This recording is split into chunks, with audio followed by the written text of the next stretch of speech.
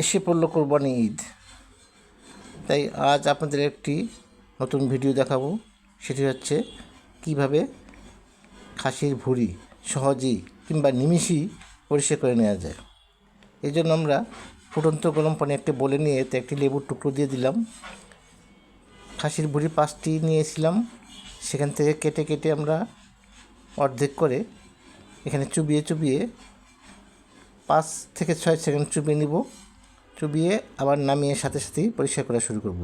হ্যাঁ, একটি ছুরি কিংবা চামচ দিয়ে পরিষ্কার করা যায়। দেখুন কীভাবে পরিষ্কার করা হচ্ছে, নিমিষেই পুরোটা পরিষ্কার হয়ে যায়। ভিউয়ার্স, ভয়ের কিংবা কোনো ঝামেলার কোনো কারণ নেই। একটি গরম পানি, ফুটন্ত গরম পানি আর লেবুর সাহায্যেই সহজে এবং নিমেষেই পরিষ্কার করে ফেলতে পারবেন।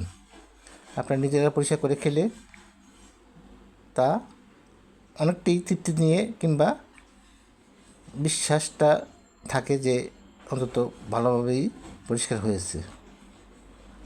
এই জন্যই আপনারা তা ফেলে দিবেন না, ঘরেই পরিষ্কার করে ফেলবেন।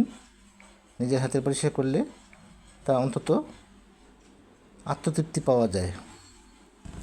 ভিউয়ার্স, গরুর ভুঁড়িও কিন্তু একই পদ্ধতিতে পরিষ্কার করা যায়। গরুর ভুঁড়ি পরিষ্কার করতে গেলে গরম পানিতে অন্তত দ্বিগুণ সময় চুবিয়ে রাখতে হবে, অর্থাৎ আমরা 5-6 সেকেন্ড রাখলে সেটি অন্তত আরও বেশি 5-6 সেকেন্ড রাখতে হবে। তবে খাসির ভুঁড়ির স্বাদ কিন্তু অনেক বেশি। আমরা মাঝে মাঝেই খাসির ভুঁড়ি কিনে এনে এভাবে নিজেরাই পরিষ্কার করে খেয়ে থাকি।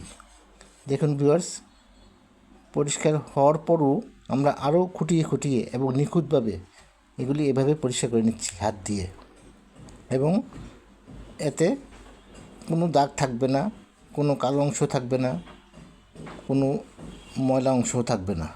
ভালোভাবে পরিষ্কার করে নেওয়ার জন্য এভাবে একটার পর একটা হাত দিয়ে পরিষ্কার করে নেওয়া হচ্ছে। ভিউয়ার্স, এভাবে সবগুলি পরিষ্কার হয়ে গেল। এখন একটি হাঁড়িতে ভুঁড়িগুলো নিয়ে এতে পানি এবং এক টুকরো লেবু দিয়ে আমরা চুলোয় বসিয়ে দিব। চুলোয় একটি বলক আসার পর আমরা তা নামিয়ে নিয়ে ঠান্ডা হলে পরে ছোট ছোট পিস করে আমরা রান্নার উপযোগী করে ফেলব। ভিউয়ার্স, আমাদের এই ভিডিওটি ভালো লেগে থাকলে আপনারা অবশ্যই লাইক, কমেন্টস এবং ফলো দিয়ে পাশে থাকবেন। দেখুন কত সুন্দর খাবার উপযোগী এবং রান্নার উপযোগী হয়ে গেল। এতক্ষণ আমাদের পাশে থাকার জন্য আপনাদেরকে অনেক অনেক ধন্যবাদ।